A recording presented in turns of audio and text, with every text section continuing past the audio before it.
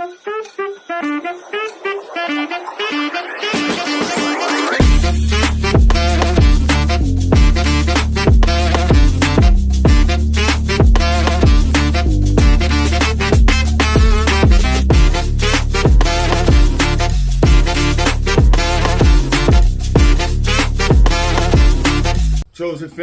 family, what's up, baby? USCJ, we here, man. It's the top of the morning. Listen, man, I hope everybody getting ready to have a blessed Saturday, man. Listen, I went through some numbers. I wanted to go through some numbers. Just as anything that we do, anything that we try to examine, we try to uncover ourselves, man. We want to go through the numbers, man. We don't want people to speak for us, man. As a USC family, as a USC Trojan. Offense, defense, whatever the case may be, coaching staff. We want to do the investigation. We want to uncover the numbers ourselves. So just as I did with the receiver group, listen, you guys hit me in the comment section too. Like, share, subscribe. USCJ32 on Twitter, USCJ32 on Instagram. Listen, just as I do with anything else, I went through the numbers with the receivers, and I gave you guys some numbers with the receivers, and you know how certain sites, media sites, they put USC down in certain categories, whether it's running backs, whether it's receivers, and I went through some numbers, looked at Travis Dye, looked at some of the production we got, Austin Jones coming back. And I did the same thing with the receivers. I looked at those guys, realized all the production we coming back, and realized that it's incredible amount of yards the receivers that we have coming back compared to anybody else in the whole country. We have the #1 receiving class coming back as it relates to yards in the whole country. So I even wanted to do that with our defense. Our defense, you know, we hear it constantly. I'm concerned about Alex Grinch. I'm concerned about USC's defense. And I said, well, let USCJ get on the case, man. USCJ got to get on the case. I got to get on the case, and I got to examine it myself. And I already kind of knew it anyway, but I said, let me dig a little bit deeper. Let me look at these numbers. Let me see exactly what we have. But I didn't want to do it from the perspective of what we already had, because truthfully, we already had a couple of pieces in play. As a matter of fact, you got somebody like Max Williams, who I just seen this morning, who's considered to be a top 50 nickelback. Max Williams is considered to be, that we already had on our roster, is a top 50 nickelback. Then you had Caleb Bullock, was a top freshman All-American safety. He's coming back, and he had a tremendous year last year. And then we had even somebody like Tuli. You know, PFF rates him as the number one D-line prospect coming back in the whole Pac-12. I've seen that. So we already had a couple of things in play. We've already had a couple of pieces in play, and so I wanted to couple that with the guys that we had coming in and see exactly who we had coming in, because you know, and of course we know that we have some potential bright spots like a Corey Foreman that can blossom into something special, and then we have Joshua Jackson that plays cornerback. Of course, we got Damani Jackson that plays cornerback. We got Zion Branch that came in, that he's going to play safety. We got a couple of bright spots that we feel like, you know, you couple that with the transfer portal class and the defenders that came on the transfer portal class. And so I wanted to look deeper into the transfer portal class, not just the guys we have, because like I just said, we have some bright spots as it relates to those positions that we've already had there. So I wanted to look at the transfer portal guys that came in, and the first one I come to is the Colorado transfer, Mekhi Blackman. Mekhi Blackman, just wanted to look at him, and when I looked at it, I'm going to go through this. I'm going to go through this real quick, and I'm only going to give you some things that stand out to me that I feel like that you guys could know, that you guys will be good information to you, that will give you guys comfort as relates to where we will be at as a defense. But Mekhi Blackman here, this is an absolute fact stat. He's one of 4 returning Power 5 DBs with a minimum of 25 targets who allowed less than 50% completions and 7 yards attempt in each of his points, each of his past 2 seasons. Mekhi Blackman is basically a shutdown corner. That's what this is telling you. He's one of 4 returning Power 5 DBs with a minimum of 25 targets who allowed less than 50% completions and 7 yards attempt in each of his past 2 seasons. Mekhi Blackmon is a lockdown corner. And that's why I told you guys I feel like he's a lock for one of the starting cornerbacks. And I feel like if Damani Jackson is healthy, I feel like between him and Joshua Jackson, I believe those are going to be our corners. So listen, I want you guys to hit me in the comment section. You tell me what you think. I think our cornerback position is going to be bright. I think our cornerback position is going to be secure, and you guys going to be surprised. Oh, don't let me forget too, Xavier Alford along with Kalen Bullock. I think Xavier Alford, I think he led us in interceptions last year, if I'm not mistaken, the Texas transfer. So listen, you guys hit me in the comment section. I think he's a bright spot as well. But so let me get back to this list. So getting back to our list, so we got Mekhi Blackmon as one of the transfer portals. That's a bright spot.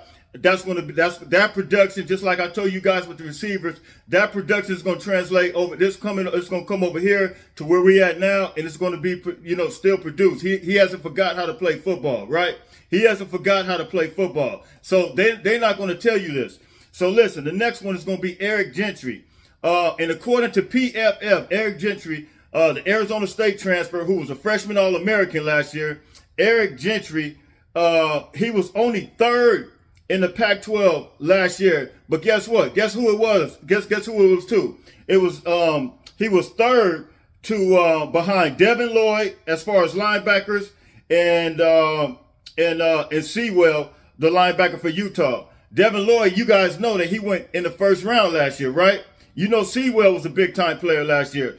Gentry was the 3rd best linebacker according to PFF, which is Pro Football Focus, and he was a freshman All-American last year. Listen, we're not just getting no cream puff type of player in Eric Gentry. We're getting a real deal player. I think he's going to start next to Sean Lee right there, side by side. That's boosting our defense up immediately. Eric Gentry, according to PFF, was the 3rd best linebacker in the Pac-12 last year, behind 2 incredible linebackers that were at Utah.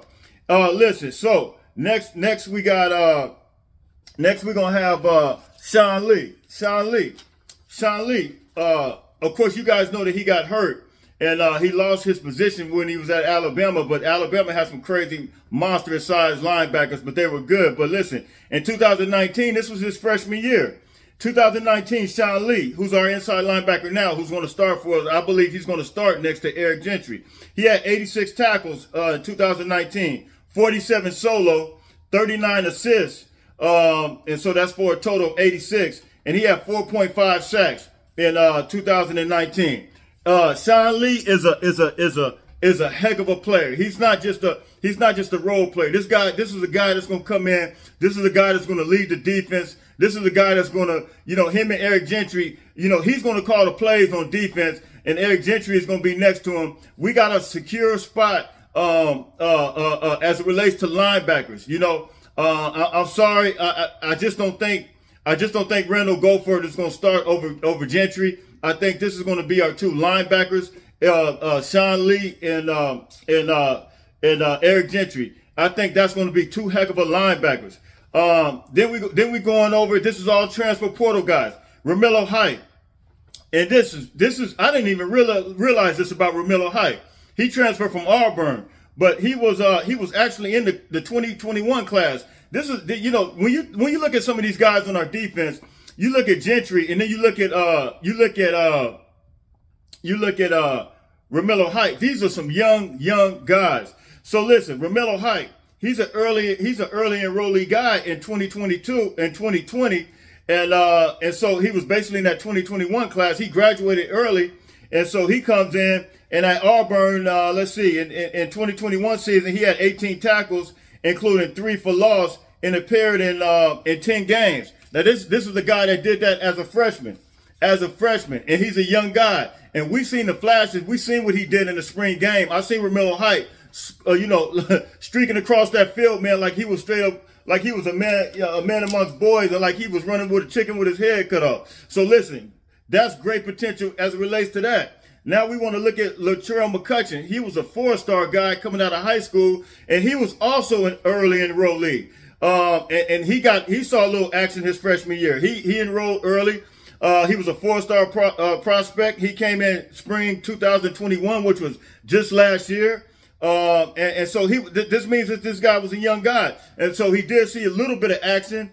He appeared in, he had 9 tackles, 2 forced fumbles, and appeared in 9 games as a freshman. Latrell McCutcheon. So do I think he's going to be opposite cornerback, opposite of Blackman? I think he has the potential, but I think somebody like him, I think you could put him at, because I think you're going to run 5 DB sets. I think he's going to run a 5 DB sets in this 3-3-5 defense. So I'm saying Blackman. I'm saying Damani or Joshua Jackson. I'm saying Max Williams, and that's going to give 3. And I'm saying either Xavier Alford, Latrell McCutcheon, and Caleb Bullock. So it's going to be, you can even put Latrell McCutcheon even at cornerback. So we got some depth there. Don't forget about Covington. I'm not even going to call his numbers out because he wasn't just a stellar guy, but he had the potential. I think he was on the dean's list. Jacoby Covington that came from Washington. So, but he has the potential. He has a long body as well. But Latrell McCutcheon has a lot of potential. And listen, we got depth back there. Now, the next one is going to be Bryson Shaw. Bryson Shaw from Ohio State. Last year, 2021 season, he was a backup, and when a starter got hurt, he came in and he had 30 tackles, 30 solo tackles, 32 assists, and he had for a total of 62, and he had 1 INT last year. So he had a very productive season last year when he came in the backup role. So let's look at Tyrone Taleni. Tyrone Taleni was, we got to go to Solomon Byrd. Solomon Byrd, who came from Wyoming, 6'5", 250 guy. This is another guy that we got that came in, that's on the D-line. And he had a total of 87 tackles, 45 solos, 42 assists, and 10 sacks in 3 seasons. Now, but I look back, and it's really like 2.5 seasons, but it says 3 seasons. But it's 87 tackles for Solomon Byrd, transfer from Wyoming, and you guys know that he committed to Georgia Tech, and but we end up flipping him, and he came to us, and so he had 87 tackles, 45 solo, and 3 seasons, so and 10 sacks. So we got a very productive guy. We got to try to figure out where we're gonna put all these pieces, man, because we got some guys that's getting ready to play, man, and you couple that with some of the guys that we already have. And then you got Tyrone Taleni. He was a 3-star when he came out, Kansas State transfer. Tyrone Taleni, he had, in 2019, he was actually at Mount Sac. Did you guys know that? He was at Mount Sac. Mount Sac, he had 26 tackles in 2019, 6 for loss, and 3.5 sacks. Played in 3 games in 2020, and that was against Kansas, Baylor, Oklahoma. And then in 2021, he came back with 4 solo tackles, 1 sack. But I think he's a guy, and Sean Nua, he mentioned the fact that he was coming on, and I think he's one of those guys that may be a late bloomer, somebody that's going to really stand out next year. And so those are my guys. Those are the guys that came in that's going to add to our defense. So you're talking about 1, 2, 3, 4, 5, 6, 7, 8, 9 guys that potentially on defense, and not to mention Earl Bouquet. Earl Bouquet, he came in from TCU, and he just, I consider him to be more of a role player. Earl Bouquet, 6'3", 280. Let's see, in 2020-21, he had 21 tackles, 3.5 for loss, and with 2 sacks. And he appeared in 16 games, 2 seasons at TCU. So listen, I think our defense is going to be our defense, and you guys are going to hear it from me first. Our defense could possibly be one of the best defenses in the Pac-12. And I know it sounds crazy, but you couple those guys with the guys that we've already had. You got Brandon Peely, you got Nick Figueroa, you got Corey Foreman, you got Tui, who I told you, who PFF rated him as the #1 D tackle spot coming back.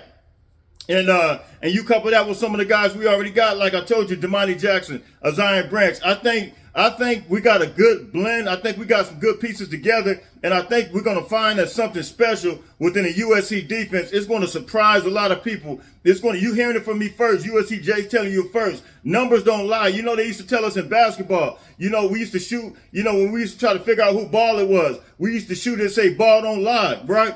Ball don't lie. Well, listen, numbers don't lie. Just like with the receivers, numbers don't lie. The numbers don't lie what Jordan Addison did. The numbers don't lie what Mario Williams did. The numbers don't lie what Gary Bryant Jr. did. Numbers don't lie what Brandon Rice did. Numbers don't lie what Terrell Bynum did. The numbers don't lie. Listen, these numbers just don't disappear. These numbers just, listen, these guys not going to just forget how to play football. You hear what I'm saying? So listen, like, share, subscribe. USCJ32 on Instagram. USCJ32 on Twitter. Let me know what you guys think. Do you think our defense, don't let these people, listen, they put a lot of negative stuff in our ear and they make it, sometimes when you hear these things, a lot of times people think it. But listen, man, we got to believe in ourselves. We got to believe in our team. We got to believe in the guys that we got coming, that came, that these guys are going to be actual good players. So listen, like, share, subscribe, USCJ32 on Instagram, USCJ32 on Twitter.